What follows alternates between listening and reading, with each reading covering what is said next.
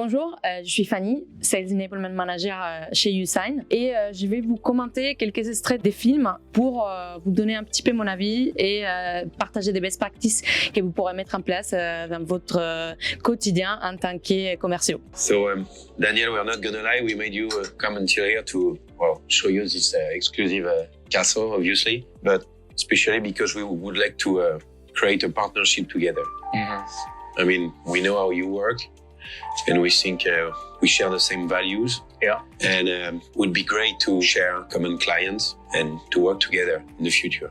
I've done my research before I came here. J'ai trouvé cet extrait très intéressant parce que la famille de l'agence propose un partenariat, mais ils utilisent aussi des techniques pour les faire se projeter dans le futur. Ils parlent des partages des valeurs qu'ils peuvent partager des clients. Donc c'est très important parce que quand on fait de la vente, il faut toujours essayer de se mettre à la place de l'autre et leur dire aussi ce qu'ils aimeraient entendre. Donc je trouve que c'est très bien mené comme début de discussion. Maintenant, il y a des choses qui se passent qui pourraient être améliorées. I wasn't going to invest the time on a journey that was unnecessary. You found us? I found you guys easily, which is a good thing, yeah, because we want visibility. I love the fact that you're a family business. But if we were to progress things, what does it look like to you? Well, we were really thinking about an exclusive partnership. La vente démarre d'un côté, mais les contrôles, il est pris de l'autre. Tout de suite, l'interlocuteur se positionne comme un vrai commercial et il leur dit aussi: je me suis renseigné sur vous, je sais que vous êtes une famille, vous avez une tradition familiale, donc c'est sympathique et ça me permet de me projeter avec vous. Donc il fait un peu la même chose. Il leur dit les choses qu'ils veulent entendre, des choses sympathiques. Maintenant, il y a les moments des objections qui arrivent. Et je trouve que sur ces traits, il est quand même un peu dur. This would make sense, and it's much more probability to close deals in exclusive. But you do know that I've got relationships already with people here in France. I wasn't thinking about exclusivity. You know, if I consider that, I'm going to burn some bridges with people that I've done business with over the years. So I'm not sure how I feel about exclusivity. Et justement, l'un des premiers termes qu'ils les proposent dans les partenariats, c'est de faire ça en exclusivité.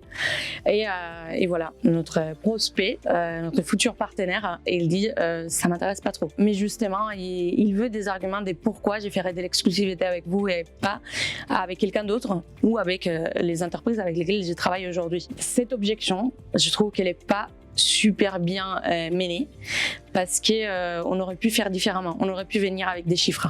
On aurait pu lui dire ce que nous faisons comme chiffre d'affaires, ce que nous faisons comme acquisition de nouveaux clients, ce qu'on peut t'apporter dans le futur. Mais par contre, il y a eu un silence qui est très utile pour certaines situations dans la vente. Mais cette fois-ci, un silence après une objection, j'aurais fait différemment.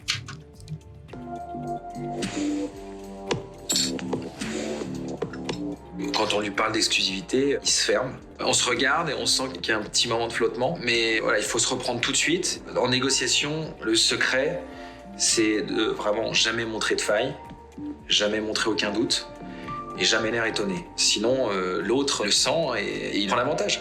All our partnerships are exclusive because we work in confidence.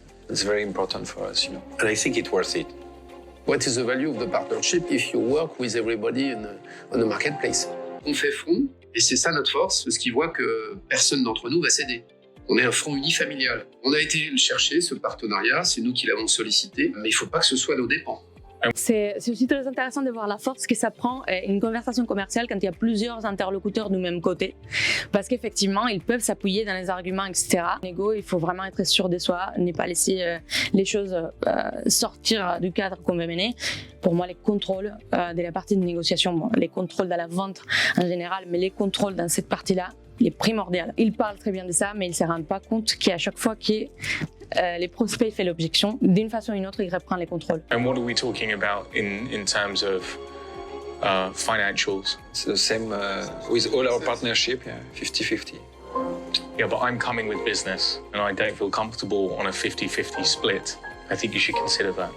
I'm sure it took you a lot of time to build your network.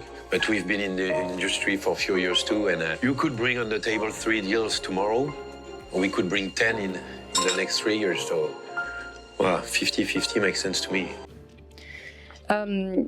À ces moments de la discussion, les chiffres sont apparus. C'est impactant, mais par contre, je trouve que c'est pas la bonne comparaison parce qu'on parle des timings complètement différents. Donc, qu'est-ce qu'on apporte comme preuve de valeur au prospect pour lui convaincre de venir avec nous?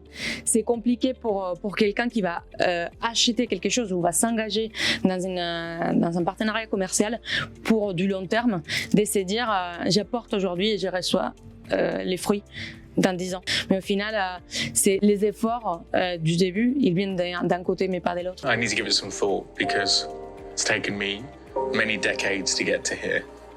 And so whilst I really like you guys, I have to look out for the best interests of the client with balance of my best interests. And I have to think about this.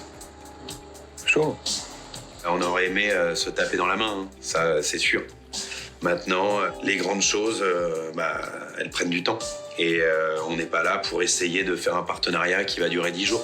Thank you for coming. Du coup, c'est sympa de voir comment ça finit cet extrait. Bon, on voit pas la suite, donc on ne sait pas qu'est-ce qui se donne comme next step. On voit tout à fait que la partie prospect, on va dire, prend totalement les contrôles. C'est très dangereux parce que final, on laisse la personne réfléchir de son côté, faire ses chiffres, ses comptes, ses réflexions, ses logiques de son côté, sans pouvoir intervenir, sans pouvoir avoir une action là-dessus. Donc c'est une perte des contrôles qu'on pourrait voir dans des deals du quotidien qui arrivent dans nos mains. Et effectivement, quand on n'a pas une next step de fixer ou qu'on ne donne pas les bons arguments pour la réflexion derrière, on ne peut pas prévoir les succès de notre partenariat ensemble. Donc pour pouvoir mieux mener cette négociation, je pense que ce serait intéressant de venir avec des chiffres, des faits. Effectivement, une personne en face de nous s'est renseignée, mais l'information qu'il a reçue, nous, on ne peut pas savoir à quel point ni avec quel poids. Donc, c'est à nous, proactivement, d'arriver à prouver notre valeur. Et une fois que la valeur est prouvée et que la personne en face est convaincue, la négociation devient beaucoup plus simple.